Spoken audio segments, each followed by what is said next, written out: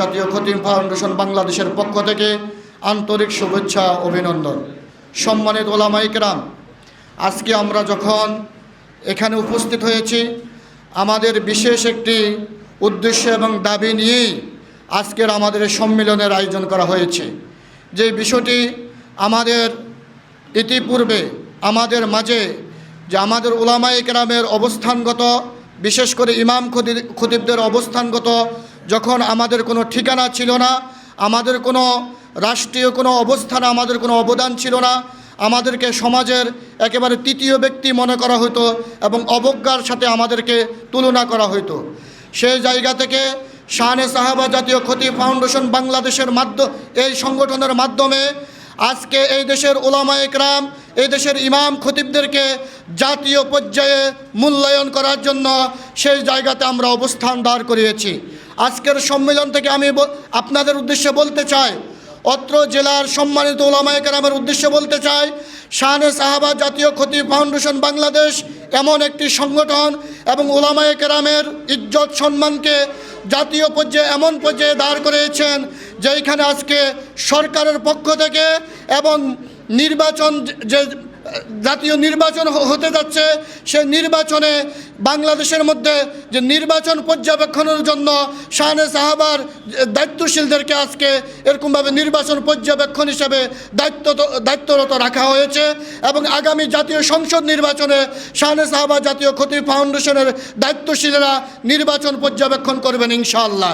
আপনারা কি এই পর্যায়ে জাতীয় পর্যায়ে এই সম্মান পেয়ে আপনারা কি খুশি না বেজার? কথা বলেন, খুশি না বেজার? শানে সাহাবা জাতীয় খতিব ফাউন্ডেশন বাংলাদেশ সংগঠন আমরা পুরো বাংলাদেশে কাজ করছি ইমাম খতিবদের এরকমভাবে চাকরির অবস্থা নিয়ে। আগামী দিনে আমি বলতে চাই, এই মিরসরাইতে, এই চট্টগ্রামের এই জেলাতে, 4টি উপজেলাতে যদি কোনো ইমাম খতিবকে কোনো অন্যায়ভাবে চাকরিচ্যুত করা হয়, কোনো ইমাম খতিবকে অন্যায়ভাবে যদি কোনো আলেমকে আঘাত করা হয়, কোনো ইমাম খতিবের উপর যদি কোনো রক্তচক্ষু, কোনো সামাজিক সন্ত্রাসী যদি কোনো ইমাম খতিবদের প্রতি যদি এরকমভাবে অন্যায় আচরণ করে, শানে সাহাবা জাতীয় খতিব ফাউন্ডেশন এমন একটি সংগঠন যে সংগঠনের মাধ্যমে সে যত বড় নেতা হবে, যত বড় ক্ষমতাসীন হবে, আমরা আইনিভাবে আইনি লড়াইয়ের মাধ্যমে আমরা ওই সামাজিক সন্ত্রাসীদেরকে, এই দেশের ইমাম খতিবদেরকে আমরা ঐক্যবদ্ধভাবে শানে সাহাবার ব্যানারে আমরা ওই সন্ত্রাসীকে রুখিয়ে দেব ইনশাআল্লাহ। রাজি আছেন তো আপনারা জানেন, ইতিপূর্বে আমি আজকে যে কথাটি আপনাদেরকে উল্লেখযোগ্যভাবে বলতে চাচ্ছি যে আমরা ইতিপূর্বে আপনাদের এই চট্টগ্রামে পশ্চিম জেলাতে আমরা অনেকগুলো সেবা দিয়েছিলাম। আপনারা জানেন আমরা এই সংগঠন আমরা কোনো মাসলাকের ঊর্ধ্বে গিয়ে কাজ করি। আপনি কোন টুপির, আপনি কোন মাসলাকের, কি জামাতে ইসলামের আলেম, কি বিএনপির আলেম, কি অন্য মাসলাকের আলেম, শুধু কাদিয়ানি ব্যতীত আমরা সকল মাসলাকের ইমামদেরকে নিয়ে আমরা এরকমভাবে কাজ করে থাকি। আমরা ইতিপূর্বে এই জেলাতে একজন ইমামকে সেবা দিয়েছিলাম, যে ইমাম সুন্নি মাসলাকের ইমাম ছিলেন, ইমাম ফরহাদ উদ্দিন সাহেব। তিনি আসছেন কিনা আমরা জানি না। আপনারা জানেন ইমামেরা কতভাবে নির্যাতিত। এই ইমামের কোনো দোষ ছিল না, সে শুধু মিম্বরে দাঁড়িয়ে সত্য কথা বলতো। এই সত্য কথা বলার কারণে একজন ইমামকে সামাজিক সন্ত্রাসীরা রাতের অন্ধকারে উলঙ্গ করে তার ছবি উঠিয়ে এরকমভাবে ফেসবুকে ভাইরাল করেছিল। তার জীবন নাশের জন্য তারা এমনভাবে কাজ করেছিল তাকে যেন দুনিয়া থেকে বিদায় করে দেওয়া যায়। আমরা মুফতি শামীম মজুমদার হাফিজাহুল্লাহের নেতৃত্বে আমরা সেই চট্টগ্রামের পশ্চিম জেলাতে আমরা ইমাম ফরহাদ উদ্দিনের পাশে দাঁড়িয়েছিলাম। আমাদেরকে অনেক আলেমেরা ফোন করেছিলেন, অনেক মুরব্বীরা ফোন করেছিলেন আমাকে, যে উনি তো সুন্নি তরিকার আলেম, উনি তো সুন্নি মাসলাকের আলেম। আমি আপনাদের কাছে প্রশ্ন রাখতে চাই, যদি তিনি সুন্নি মাসলাকের হয়, তিনি একজন ইমাম নয়? কথা বলেন না কেন? তিনি একজন ইমাম কিনা? তিনি একজন আলেম কিনা? আমরা বলেছিলাম তিনি সুন্নি হোক, তিনি যে মাসলাকের হোক, তিনি মাজলুম হয়েছেন, তিনি অন্যায় শিকার হয়েছেন।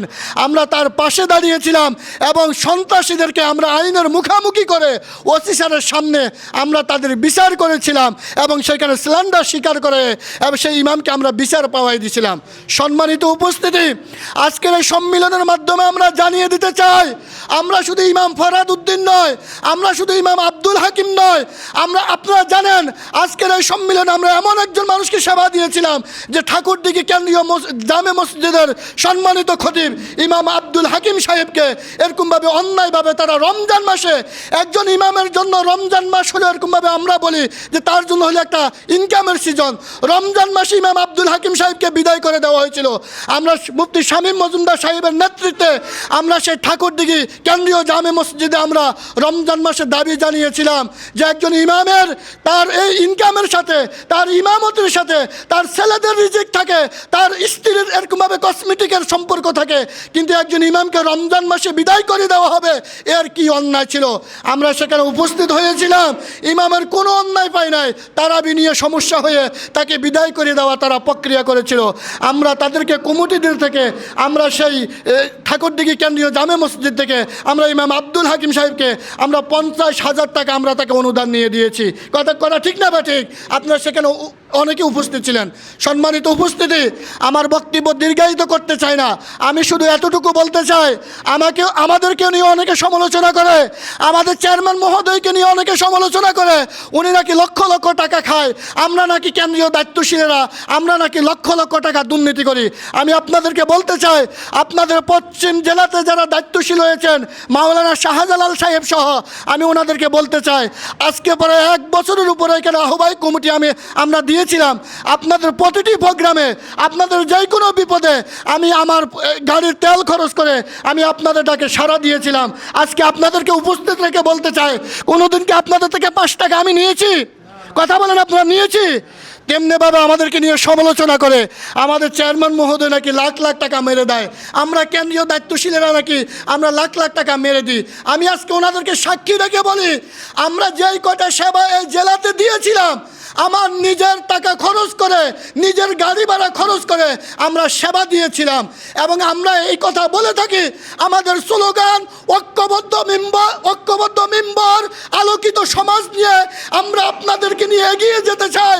আগামী দিনে যদি চট্টগ্রাম পশ্চিম জেলার 4টি উপজেলার কোনো ইমাম, কোনো খতিব, কোনো মুয়াজ্জিন, কোনো খাদেম, কোনো আলেমকে যদি অন্যায়ভাবে কোনো সামাজিক সন্ত্রাসী, কোনো এরকমভাবে আইনের লোক যদি কোনো ইমামকে যদি অন্যায়ভাবে চাকরিচ্যুত করে, অন্যায়ভাবে যদি তাকে আঘাত করে, আমি আপনাদেরকে আজকে এই মিরসরাই এই জেলার সমস্ত আলেম সমাজের সামনে কথা দিয়ে যাচ্ছি, কোনো ইমাম যদি মাজলুম হয়, কোনো আলেম যদি মাজলুম হয়, আমি আপনাদেরকে কথা দিয়ে যাচ্ছি, আমার রক্তবিন্দু থাকা পর্যন্ত একজন আলেমকে আঘাত করা হবে অন্যায়ভাবে, সেটা আমি সহ্য করব, আমি যাব না। ইনশাল্লাহ এরকম হবে না। ইনশাল্লাহ আপনারা আমাদের সাথে থাকবেন তো? ইনশাল্লাহ কথা বলেন, থাকবেন তো? ইনশাল্লাহ সে কোন মাসলাকের হবে, সে কোন তরিকার হবে, সে কোন মতের হবে, আমরা এটা দেখব না ভাইয়েরা। একজন আলেম যখন মাজলুম হয়, আজকে আপনি মনে করতে পারেন উনি মাজলুম, ফরহাদ মাজলুম হয়েছে, আমি তো হই নাই, আব্দুল হাকিম মাজলুম হয়েছে, আমি তো হই নাই। এই দেশের শাসন ব্যবস্থা এমনভাবে চলতেছে, আগামীকালকে আমি মাজলুম হইতে একদিনেরও সময় ব্যবধান হবে না। কথা ঠিক না ঠিক?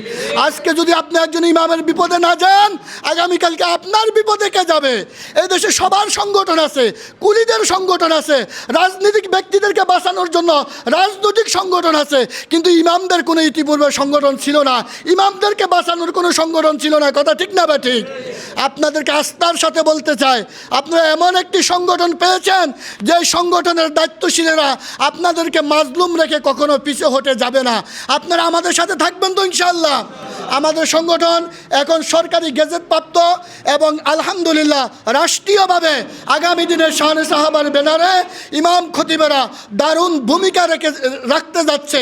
এই আহ্বান আপনাদেরকেও জানাচ্ছি, আপনারাও আমাদের পাশে থাকবেন এই আহ্বান জানিয়ে আমি আমার সংক্ষিপ্ত আলোচনা শেষ করছি। আসসালামু আলাইকুম ওয়া রাহমাতুল্লাহ। সকলকে ধন্যবাদ।